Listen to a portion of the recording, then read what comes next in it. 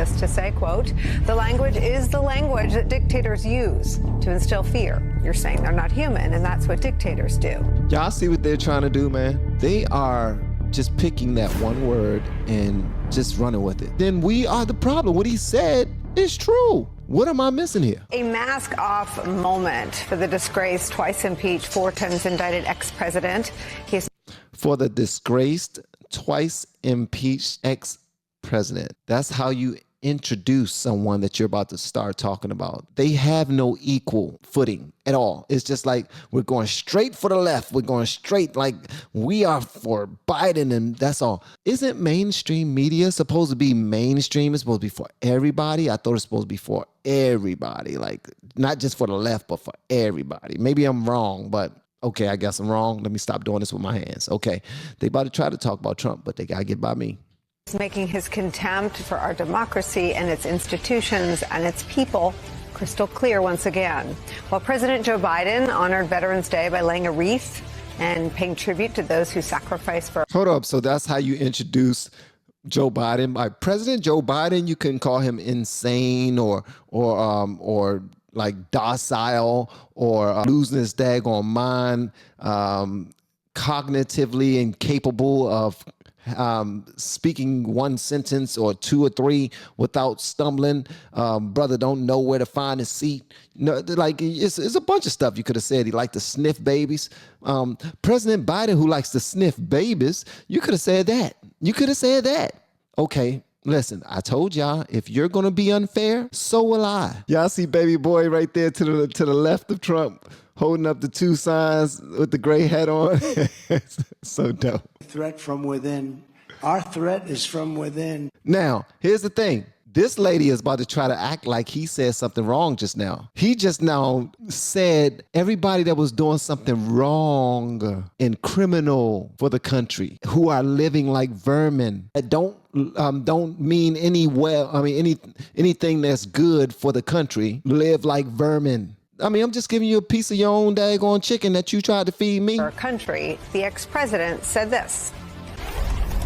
We pledge to you that we will root out the communists, Marxists, fascists, and the radical left thugs that live like vermin within the confines of our country, that lie and steal and cheat on elections and will do anything possible. They'll do anything, whether legally or illegally, to destroy America and to destroy the American dream. The real threat is not from the radical right. The real threat is from the radical left, and it's growing every day, every single day. The threat from outside forces is far less sinister, dangerous, and grave than the... Hey, look at baby boy right here. Y'all see? They act like it. They smell like it. They stank like it. But the only thing they caught on to is, oh, he called us vermin. That's just like black people. Whenever, you know what I mean, if a supervisor of one of them clothing stores or the warehouses that everybody keep on running inside of, about 10 to 15 of them, and just grabbing jackets and shirts and hoodies and shoes and all that other stuff and just running out. And they say, hey, you people need to get up out of here. Whoa, you people? Are we? They say you people. Don't try to call us you people. So what? We got these clothes in our hands. So what? We stealing these shoes and these necklaces and these free phones and everything that we want to steal. We doing it to feed our kids. We're trying to feed our babies. What about 16, 19? You people. I feel like I'm back in slavery. I feel like I'm back in Jim Crow right now. You are lady. You people. Come on, y'all. Let's take our free stuff and get up out of here before they attack us again for being black. I'm appalled. Where's your manager? Yeah, I got your back. You're going to have to get through me. So you know we have a high bar when we show that to you. Today it's important. And here's why. When an ex-president... Heather is rocking out. Heather, thank you. Thank you. Heather is feeding the community. She is passing out turkeys and mashed potatoes and greens and all of that. Who sought to overturn American democracy claims in a speech like that in front of his supporters that Americans right here at home pose a greater threat to our country than any of our adversaries abroad. Yeah, I do. Because if it wasn't for the American who's the president right now, we wouldn't have 10 million plus immigrants over here, taking up all the resources from American citizens who are taxpayers, and we wouldn't have more than 2 million people who were slain by the drug that was brought over the border, fentanyl. So it is us. It's us. We are the problem. Why? Because we keep seeing this stuff happen and we keep voting for it. We keep voting for it. So yeah, we are the problem. You are the problem. The people that's on the far left that won't accept any accountability whatsoever. He just named like 10 different things that's wrong with the far left. And this lady accepted none of them. None of them. She just decided to move on with her conversation and said, oh, y'all heard what he just now said? He gonna try to act like we the problem. How we the problem? All we did was vote in Joe Biden, who is the best president in the world, number 46 forever. Come on, bro. Something's wrong with us. Something is truly wrong with us. And describes his political opponents as, quote, vermin. It naturally leads to comparisons to other authoritarian leaders. Washington Post spoke to two historians who had this to say, quote, the language is the language that dictators use to instill fear. That was Timothy Naftali, a senior research scholar at Columbia University's School of International and Public Affairs. Quote, when you dehumanize an opponent, you strip them of their constitutional rights to participate securely in a democracy because you're saying they're not human, and that's what dictators do. You're talking about how they tried to dehumanize Trump the entire time he was the president. They tried to dehumanize him the entire time after he was the president. He was no longer the president. The dude was quiet. He stopped saying anything for a long time on social media. And they tried to dehumanize. Isn't that what this genius in the Washington Post is saying? Clearly, they have a flavor of politics that they prefer, okay? And that flavor is far left. And they're trying in their own little witty way to attack him. And that's exactly what they're doing. Yes, you do dehumanize an opponent. You strip them of their constitutional rights to participate securely in a republic. Okay? That's what y'all did to him. That's what y'all did to him. Okay, I'm here for it. Ruth Bang-Gayat, a historian at New York University, said in an email this, quote, calling people vermin was used effectively by Hitler and Mussolini to dehumanize people and encourage their followers to engage in violence. Y'all see what they're trying to do, man? They are just picking that one word and just running with it. Everything else he said, can we address it? Can we be adults and talk about the other things that he said? He said a lot more. He said a lot more. And if we actually have a conversation about the things that he did say, we can do a lot of good.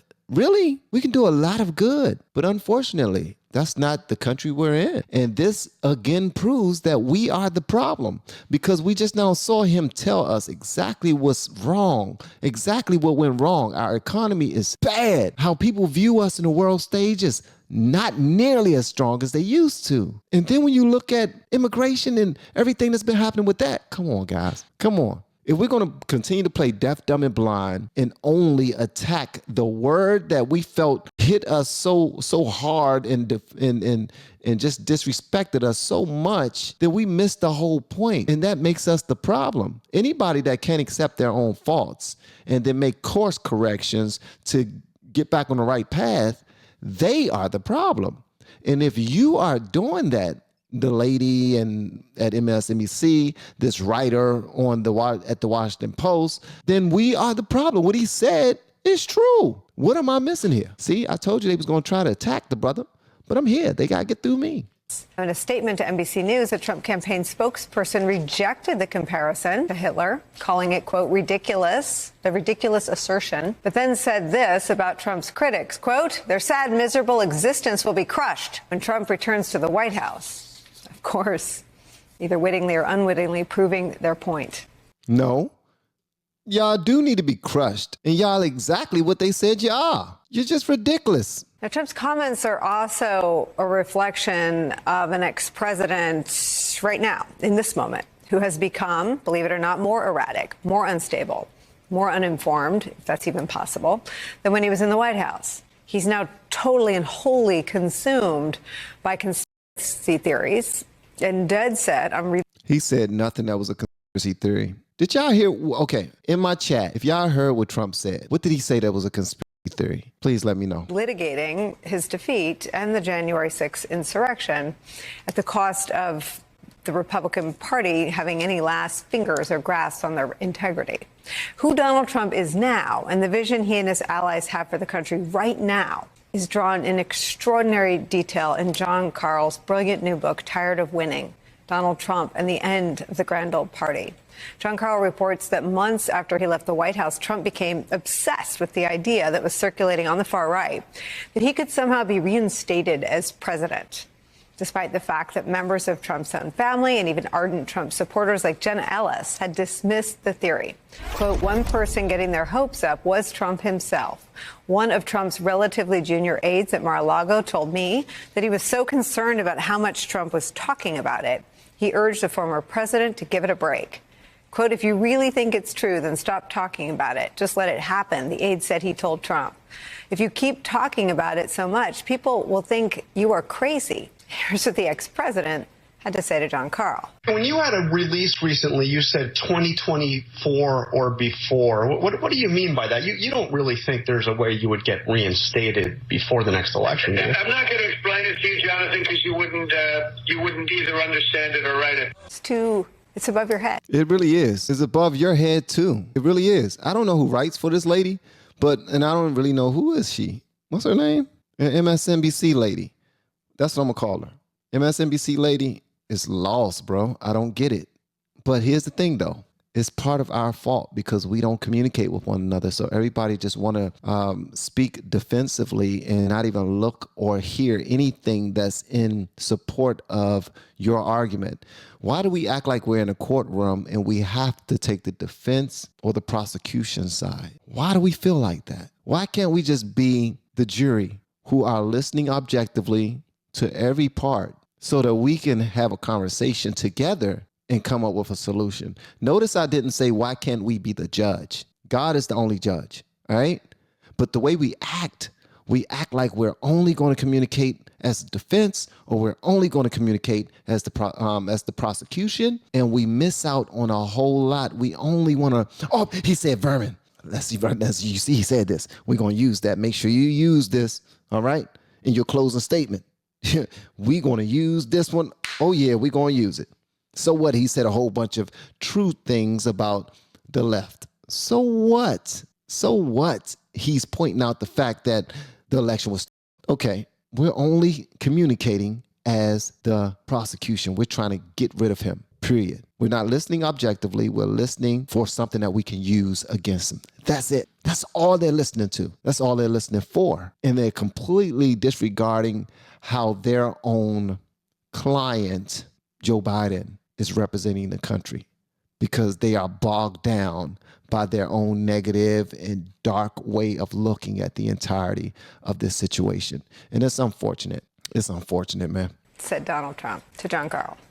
An ex-president and current Republican frontrunner with an authoritarian vision and plans now on paper for the future of the United States is where we begin today with some of our most favorite reporters and friends. He's the chief Washington correspondent for ABC News. His latest book, Tired of Winning: Donald Trump and the End of the Grand Old Party, is out tomorrow. It's the most important thing that's been written. Yeah. We're not about to listen to you because we already heard the clip of it that, you know, he's just there to say, yeah, everything you said, absolutely spot on. Absolutely spot on. You know what I mean? I picked the side too. I'm on your side. You know, we work for the same corporation. I mean, the prosecution. This right here is tiring, man. And this is why I don't like politics, because it's not fair. It's not fair conversation across the board. How can we get better if we don't even accept our faults? If we don't even accept the things that we need to correct, how can we get better?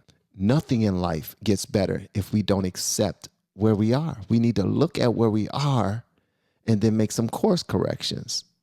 But if we look at where we are and we still think that we the sugar honey iced tea, but all along we toe up from the flow up, ready to throw up, then we're not going to get better. We just think that we like that, and we're not. We're nowhere near it. We just broke, busted, and disgusted, and thinking that we are everything.